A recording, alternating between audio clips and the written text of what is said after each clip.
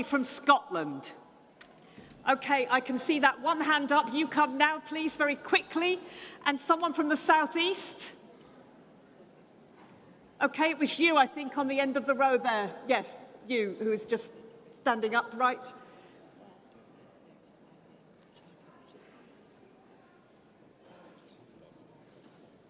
So that's two of you I've called so far. Is that right? Just check. You're the person from Scotland. The other person that was there, and then you need to come to the desk. You need to come to the desk before you can. And there was a youth. Can I just check where else we've got? So is there anybody from the southwest that was indicating? You were from the southwest. Okay, you get to come. And I think this is going to be it for now, but please go ahead, Delegate. Okay. Thank you, Chair, and thank you, Conference. I'm proud to represent Glasgow Kelvin CLP and the City of Glasgow. Thank you. Conference, Glasgow was recently dubbed in the press as Strike City, which I can assure you was thoroughly taken as a compliment. I urge you to support Composite Motion 1 and honour the work that our comrades and the trade unions and communities that support them have been doing in recent months. When Labour members and representatives get on a picket, we acknowledge our party's history and reassure the public that we retain our core values. Thank you. As the delegate from Sutton and Cheam CLP rightly acknowledged earlier on, the Shadow Cabinet at Westminster are the exception and not the rule. Labour representatives and leadership in Scotland and Wales have been loudly and proudly standing on the picket lines with striking workers across unions and industries. It's my great pleasure to support the motion that was moved by Unite and CWU, though I would have enjoyed the opportunity to take part in the compositing last night. Glasgow Kelvin CLP submitted a motion regarding strike action that was remitted by the CAC on the basis that it referenced Shadow Cabinet attendance on pickets, and this should be considered, quote, an organisational matter, unquote. The only reference to organisation that I want to hear from our most senior elected representatives is organising to help workers and their unions win. Victory to all striking workers. Thank you.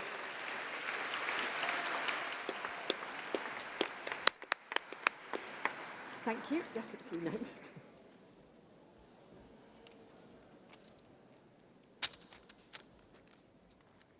Hi, Conference. I'm Marie Tidball, Community Union Delegate. Conference, when I was last on this stage in Liverpool 4 years ago, I had my 6-week-old baby in a sling. Now my little girl is at school, and I'm standing here as the Labour parliamentary candidate for Penistone and Stocksbridge.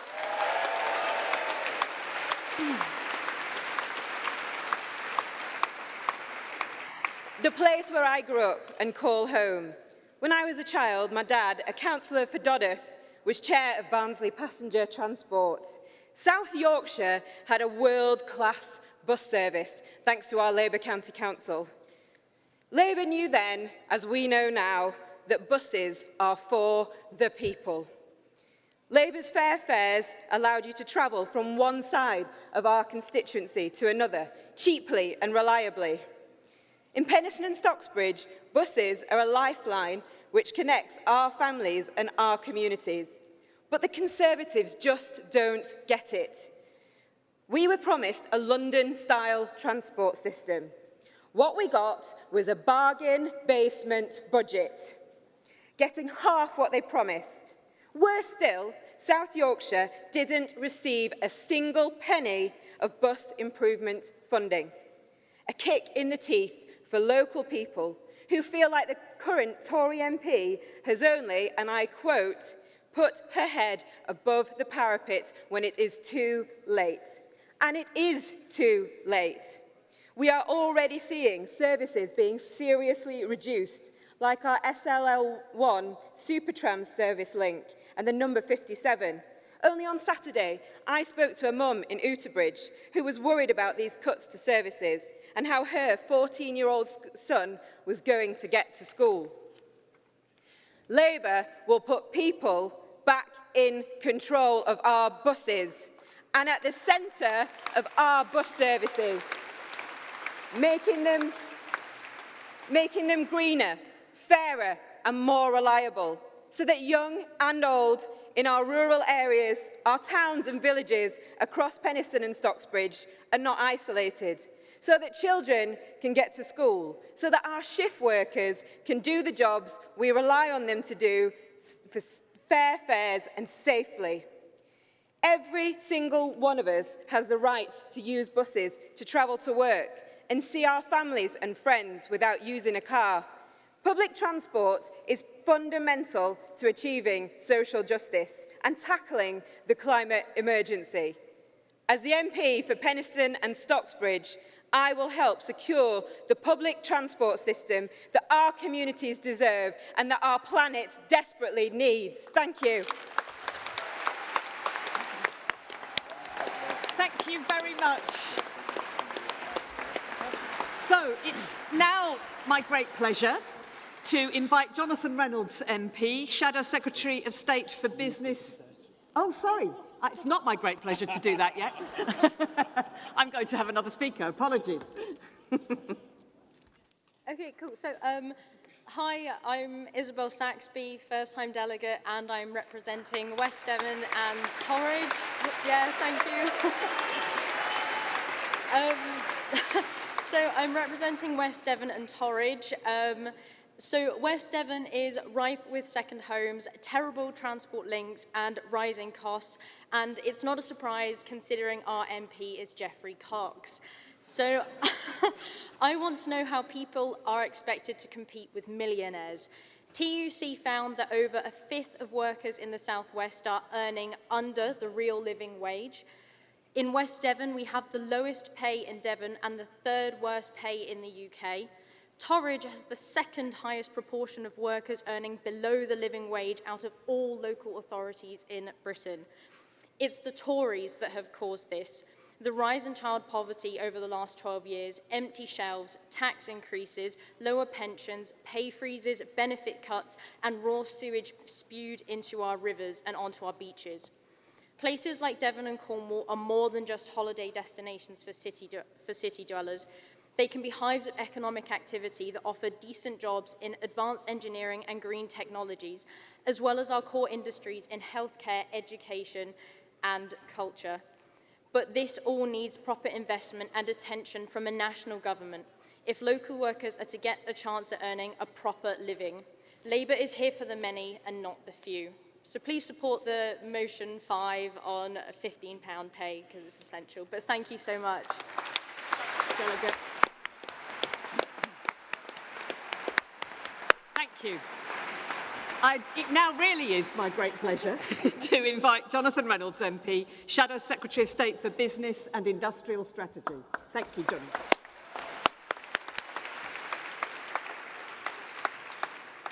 Conference, thank you for the chance to address you today.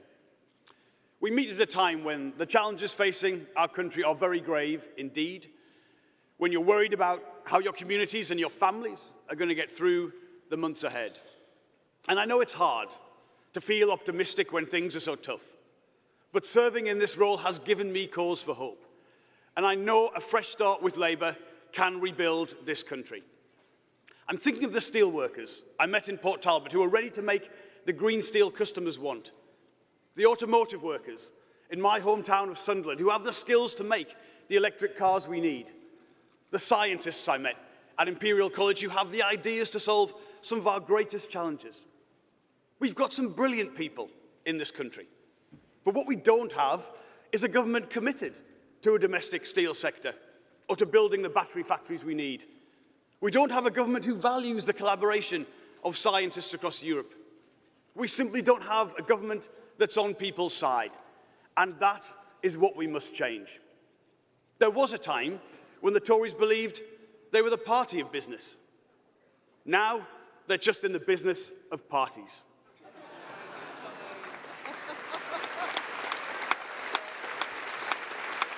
After 12 years of misrule, they have failed British business. On their watch, business investment is the lowest in the G7. Economic growth is set to be the lowest in the G7. We've had the worst squeeze to real wages of any country in the G7. And don't just take my word for it. Let's ask them.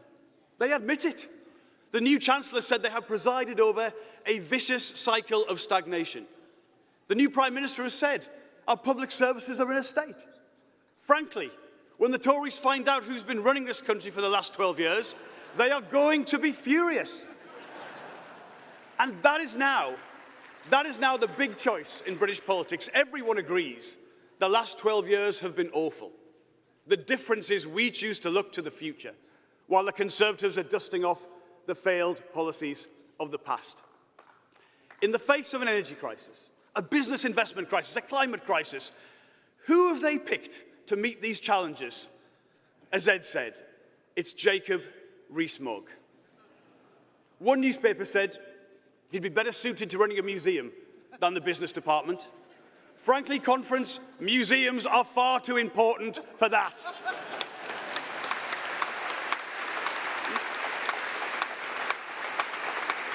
And now the Tories want to claim they've got the answers to the problems they've created.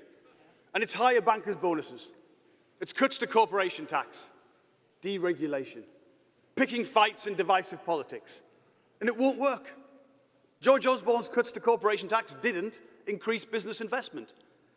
And we all know what deregulation is code for. Cuts to working people's rights. Cuts to environmental standards so more sewage ends up in the rivers. A race to the bottom, which good businesses and working people never win. Now, I agree with the Tories on one thing. The last 12 years have been a disaster. But while they want to double down on their mistakes, we've got a real plan to make it better. Conference, I'm pleased to announce today that we are launching Labour's industrial strategy. And it's a real industrial strategy, with ambition and the means to achieve it. Our industrial strategy will deliver clean power by 2030, taking the action needed on the climate emergency and keeping good jobs in Britain for decades to come. We'll harness data for the public good, ensuring it isn't just held by corporate gatekeepers, but used to benefit us all.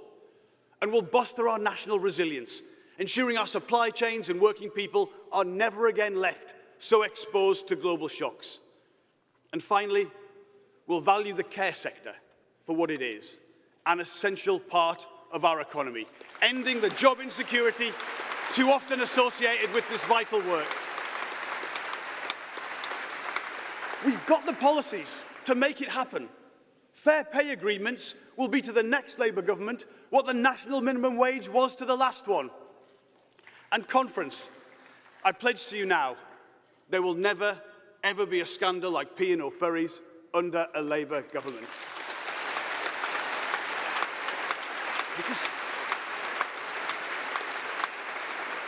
Because of proper industrial strategy, our new deal for working people, our reform of business rates, our targets for greater spending on research and science, these provide the real alternative the country needs. Labour knows that's how you grow the economy, not on the backs of working people or rewarding bad practice, but through vision and leadership and real partnership to make economic success a reality. No one can deny Britain faces some significant challenges. But rather than shrink from these challenges, the role of government is to meet them head-on. Many of you lived through the 1980s, when Tory governments left people on their own in the face of massive industrial change. We cannot, and we must not, allow this generation of Tories to do the same in response to the challenges we face today. Good work, good wages, a fairer, greener future. That is what we can deliver. And I ask for your support of every one of you to make it happen. Thank you, Conference.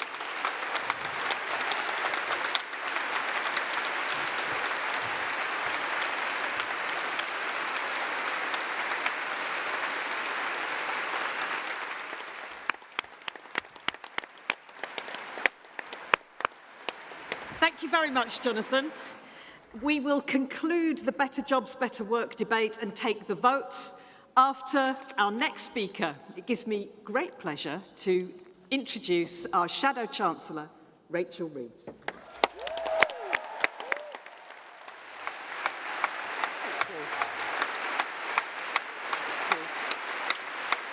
Thank you. Thank you, Conference. It is a privilege to stand here as your Shadow Chancellor under Keir Starmer's leadership. But I know what a responsibility this is too. We are facing a national emergency. Energy prices up. The cost of the weekly food shop up. People's wages not keeping up. On Friday, the Chancellor had an opportunity to set out a serious response to the cost of living crisis, and he failed. What did we get instead? A tax cut for the wealthiest 1%, increased bankers' bonuses, and more than £50 billion piled onto the national debt every single year. They didn't just break their own fiscal rules for the 10th time in 12 years. In one go, they borrowed more than in any single budget since 1972. With inflation already high and interest rates already rising, the message from financial markets was clear on Friday. And that means higher prices as the costs of imports rise. The cost of government borrowing is up. That means more taxpayers' money will go into paying the interest on our government debt.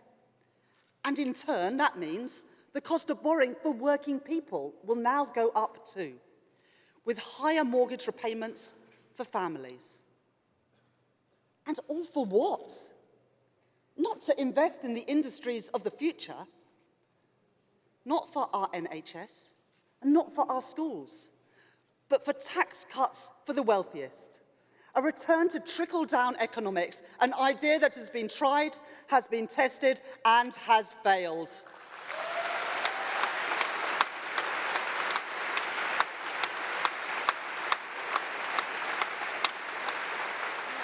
Why should my constituents in Leeds West, why should people in Merseyside pay for tax cuts for those who are already the wealthiest? It's not what anyone voted for. It's putting our economy in danger, and Conference Labour will fight it every step of the way.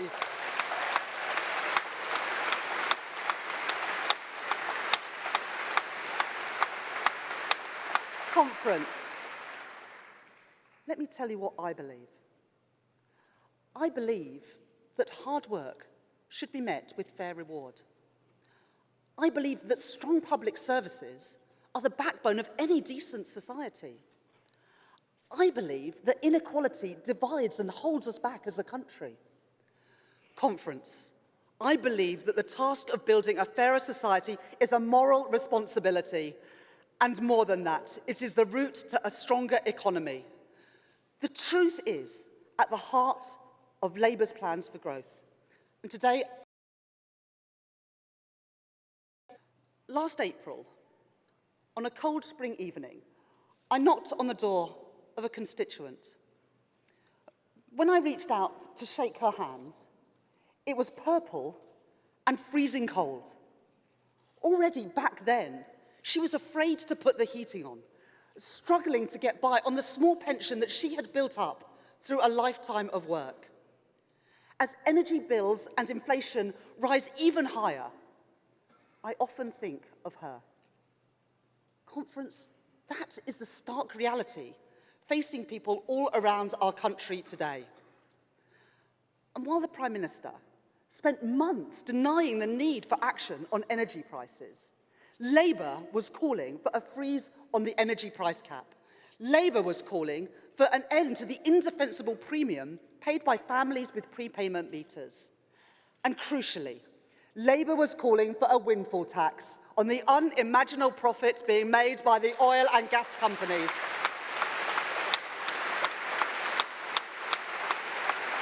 Because a proper windfall tax would mean that working people didn't have to foot the bill. But the Prime Minister is content to let energy giants pocket the cash and leave your children and your grandchildren to pick up the tab. Under these Tories, those with the broadest shoulders carry the lightest load. And not by accident, but by choice. Conference, it is time for a government that is on your side, and that government is a Labour government.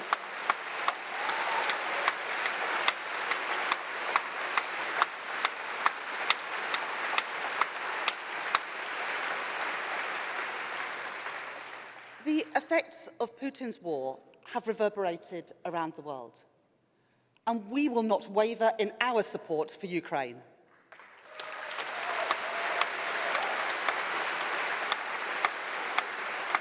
The causes of this crisis are global, but our unique exposure to rising energy prices is a result of the choices of Conservative governments. Inaction on insulating homes, inaction on renewable and nuclear energy, and the sheer irresponsibility of closing our gas storage facilities. We are feeling the consequences of a 12-year Tory experiment in unilateral energy disarmament.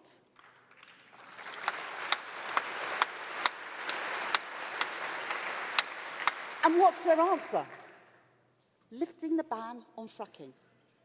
Conference.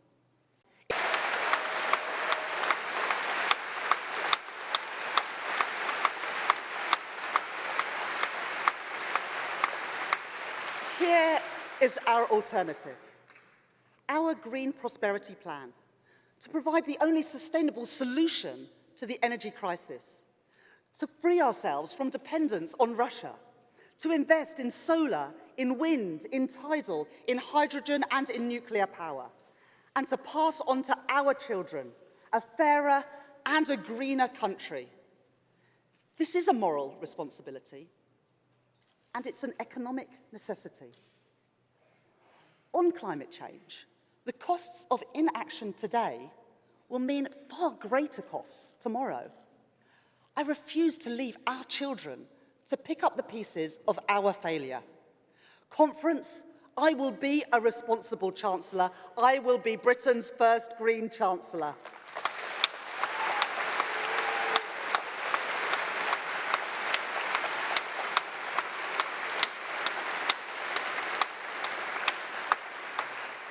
Ed Miliband has just set out how the next Labour government will cut energy bills for good by generating all of our electricity from clean sources by 2030. But our Green Prosperity Plan is about something else too. It is about economic growth, because British businesses are falling behind in the global race for new industries, and that matters. It matters that the largest offshore wind farm in Scotland has its blades made not in Scotland, but thousands of miles away. It matters that the rest of Europe is powering ahead with electric battery factories, and we are stuck in the slow lane. It matters that Germany, France, and the US are making the running with green hydrogen, but we are not. We have the ability, but we want the jobs here. We want the factories here, and we want British businesses to take the lead.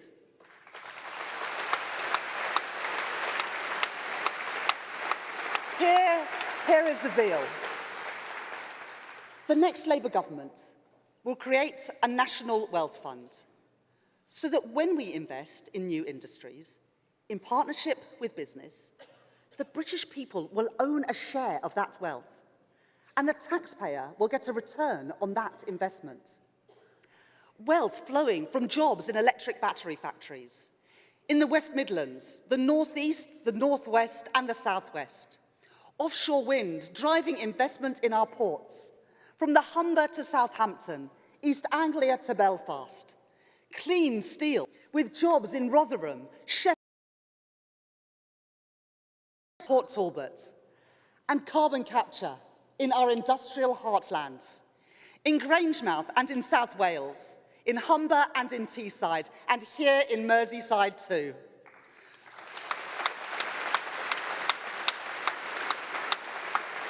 Because conference, when I say I want to buy, make and sell more in Britain, I mean it. What you will see in your town, in your city with Labour, is a sight that we have not seen often enough in our country.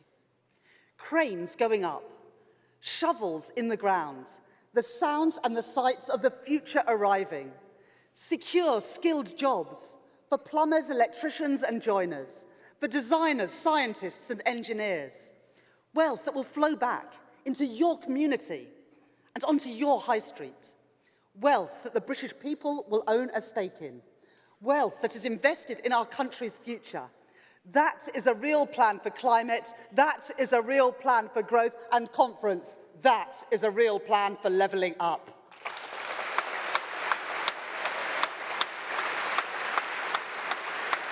A zero-carbon economy, made right here, made in Britain. It is time for a government that is on your side, and that government is a Labour government.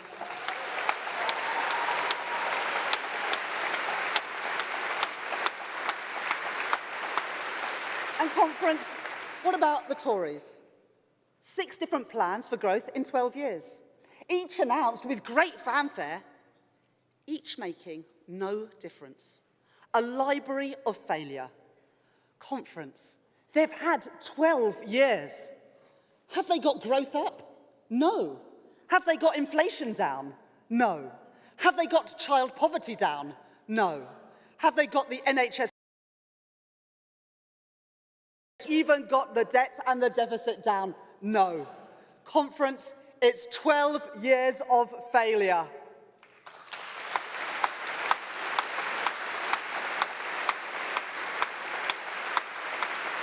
And now, they have replaced levelling up with trickle down. An economic philosophy inadequate to a modern world, and a moral philosophy inadequate to a decent society. Trickle-down economics is a very simple idea, that if we just slash taxes and regulation, we will unleash investment and growth. That how wealth is shared doesn't really matter. Vast gaps between people and places, no importance. Workers' rights, consumer protection, strong public services, all worth sacrificing. That wealth is just created by a few people, a few businesses. It's why, at the same time that ministers lecture low-paid workers about showing restraint, that they can't restrain themselves from removing the cap on bankers' bonuses. I dare any Tory MP to tell a nurse or a care worker to their face that what our country needs right now is bigger bonuses for bankers.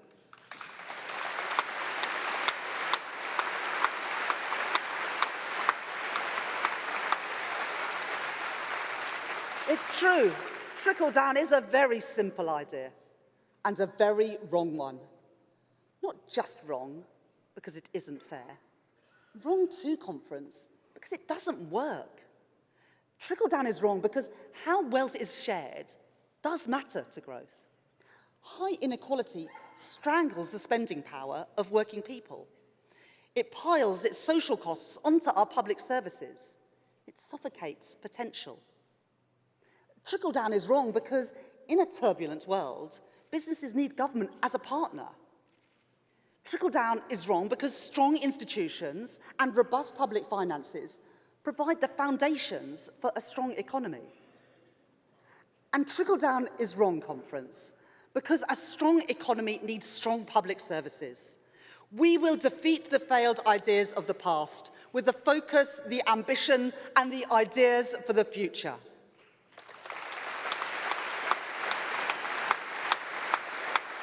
Conference, here's the truth. Wealth doesn't trickle from the top down.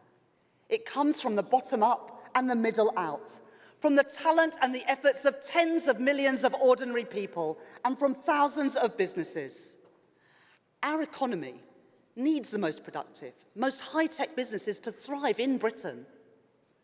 And we all rely on what I call the everyday economy, on transport workers and delivery drivers, on supermarket and retail workers, our NHS and care workers.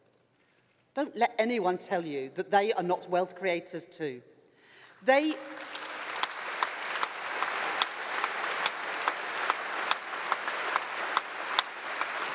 are key to our security as a society.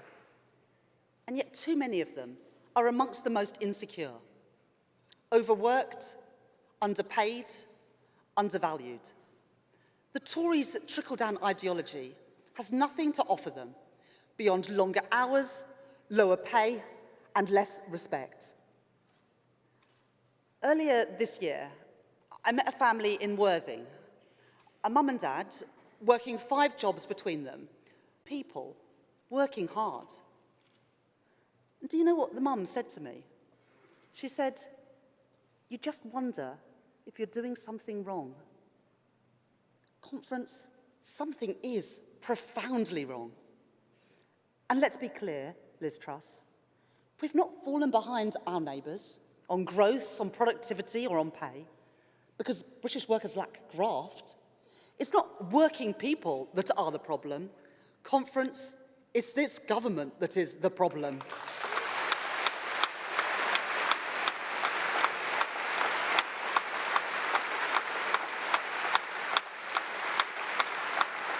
I'll tell you what a growing economy needs. Rising wages so that money flows back into vibrant high streets. Parents with the time to thrive at work and spend time with their children. Families with enough savings to weather a storm.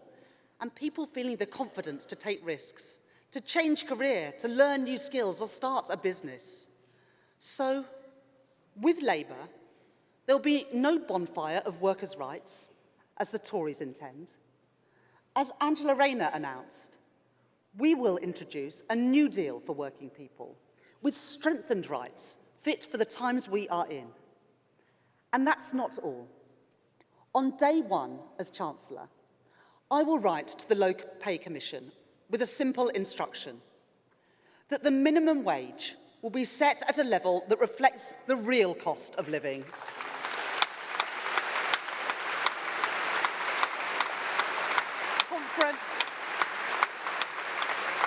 The last Labour government delivered Britain's first ever national minimum wage. The next Labour government will introduce a genuine living wage.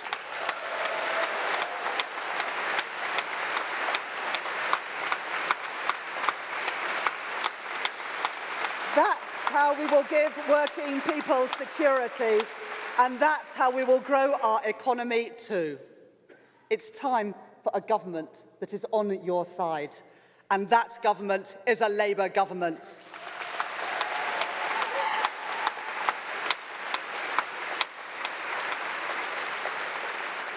Here's another thing about growing a 21st century economy.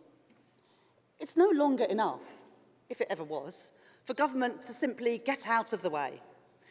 The challenges of global instability, of pandemics, wars, and climate crisis demand that government work in partnership with business. If I were Chancellor right now, I would bring together a National Economic Council that will bring together industry and trade unions, so working people and businesses were at the heart of economic decision-making.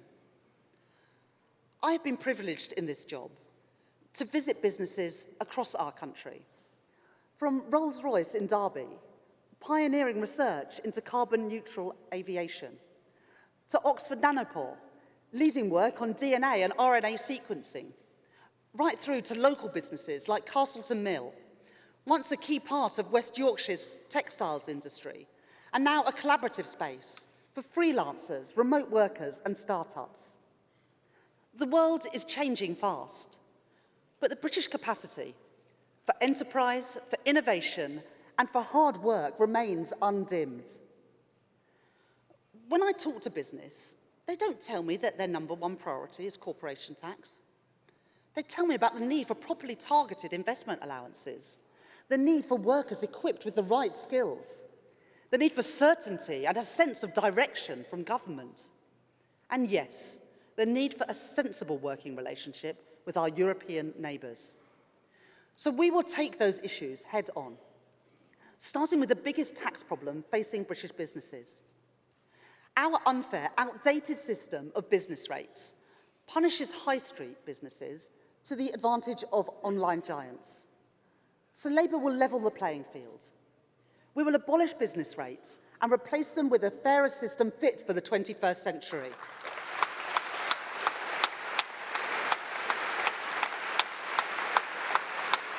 That new system will mean that businesses would get revaluation discounts straight away, rather than waiting for years for their money back. And here's more. Today, Jonathan Reynolds launched our modern industrial strategy that recognises the importance of businesses at the high-tech frontier and of our everyday economy. It sets out a mission to make our economy more secure.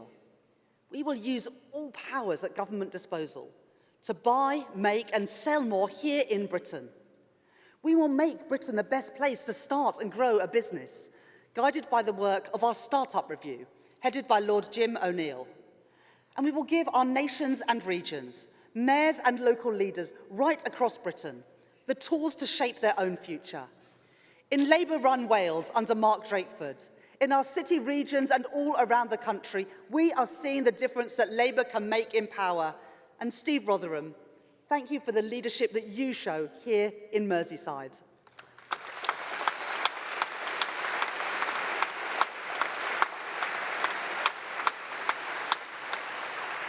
And conference, if you're remotely serious about growth, then you've got to make Brexit work. Our agriculture and our food industries rely on trade right across Europe, but we have a deal that doesn't even include a veterinary agreement. We are pioneers in creative industries, but we have a deal which ties them in knots over visas. We are the second largest exporter of services in the world, but we have a deal that doesn't include the mutual recognition of professional qualifications. So we will fix the holes in the government's patchwork Brexit deal. And instead of picking needless fights with our largest trading partner, we will work together with our neighbours and our allies in our national interest.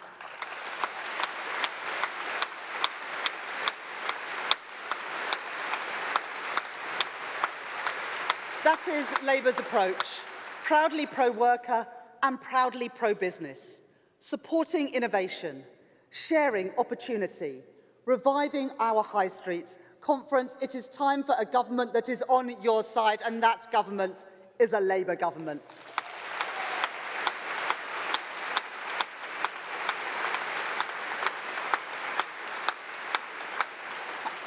I am proud to have started my career as an economist at the Bank of England. Its operational independence is an enduring contribution by the last Labour government to Britain's financial stability. Growth and social justice must be built on firm foundations. Yet this government has undermined the bank's independence, sacked the respected permanent secretary to the Treasury, and gagged the Office for Budget Responsibility.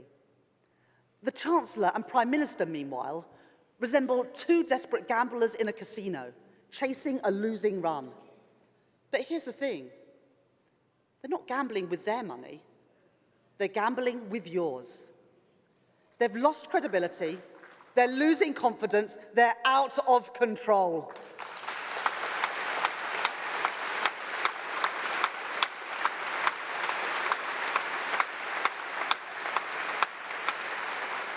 And I've said this before conference, but be in no doubt. There can be no return to austerity. It has left our country poorer, our public services at breaking point, and our public finances in tatters. I make this promise to you. Labour will not waver in our commitment to fiscal responsibility. That is why I set out the fiscal rules for the next Labour government a year ago. Every policy that Labour announces and every line in our manifesto will be carefully costed and fully funded. Last year, I told this conference that I was more than happy to take on the Tories when it came to economic competence, because I know we can win.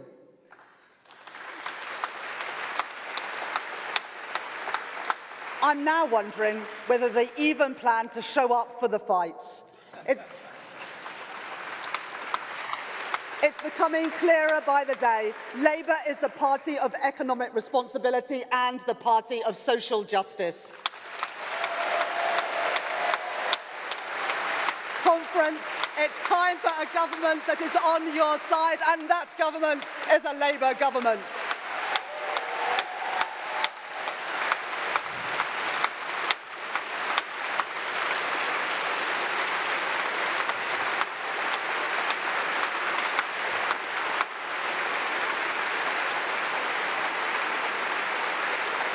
Now,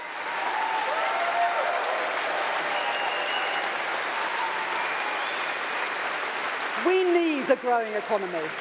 We need a growing economy to pay for modern, sustainable public services. But a growing economy needs strong public services too. This is personal to me. My mum and dad were primary school teachers. I'm really proud of that. My sister Ellie and I used to play for hours in my dad's classroom while he worked late into the evening, because he wanted the kids that he taught to have the very best start in life. And this was all in the face of Conservative governments hostile to the very idea of public service. I went to school under those governments. I remember what it was like. This is why I joined this party. And it is why I am here today. Strong public services are the foundation of a strong society. And Conference, we owe everything to those who work in our National Health Service.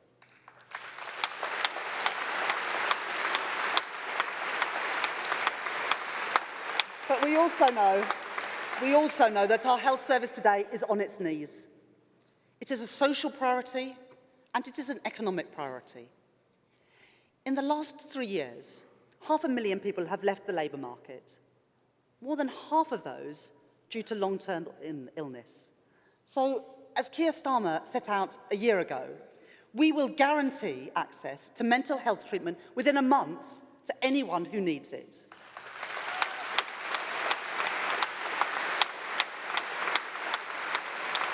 Here's more. We need strong, sustainable public finances alongside strong, sustainable public services. So our priority is not tax cuts for the wealthiest few. It is securing our public finances and investing in our public services.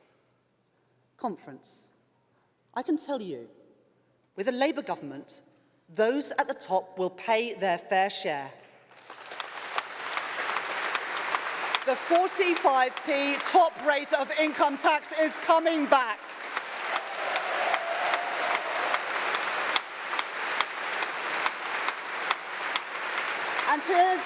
And here's what we'll do with that money. The next Labour government will double the number of district nurses qualifying every year. We will train more than 5,000 new health visitors. We will create an additional 10,000 nursing and midwife places every year. More than that, we will implement the biggest expansion of medical school.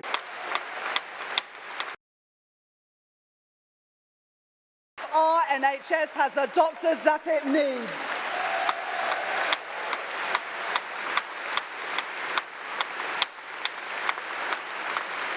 It will fall to us to fix the damage that the Tories have done. We have done it before, and Conference, we will do it again. Know that these are Labour's priorities. Strong public services to support people and grow our economy. A greener, fairer Britain, with jobs for people in Britain. Industries owned by the people of Britain. Profits shared with the people of Britain. Pro-business and pro-worker for a stronger economy, where you do well. Because when you do well, Britain does well. Hope and opportunity, whoever you are, wherever you live. That is Labour's vision for Britain. That is what we are fighting for. Let me tell you, it's time for a government that is on your side. That government is a Labour government, and be in no doubt, Conference, that government is on its way.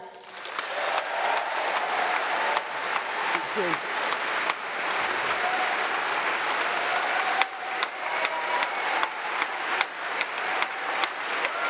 Thank you, Conference. Thank you, Conference.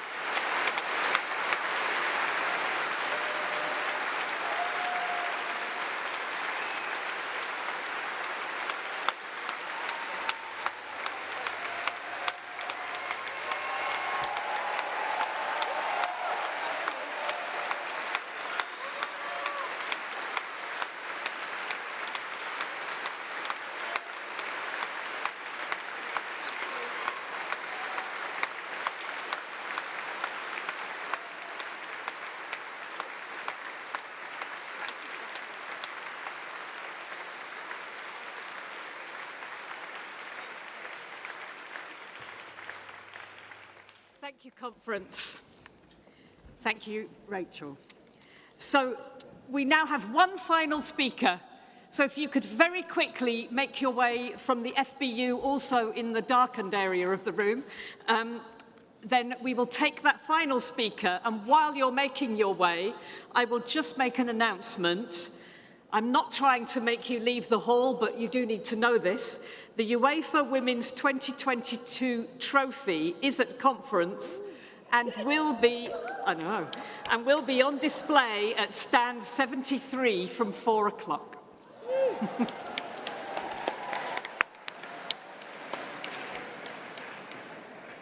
Is the speaker from the FBU on their way? Yes, brilliant.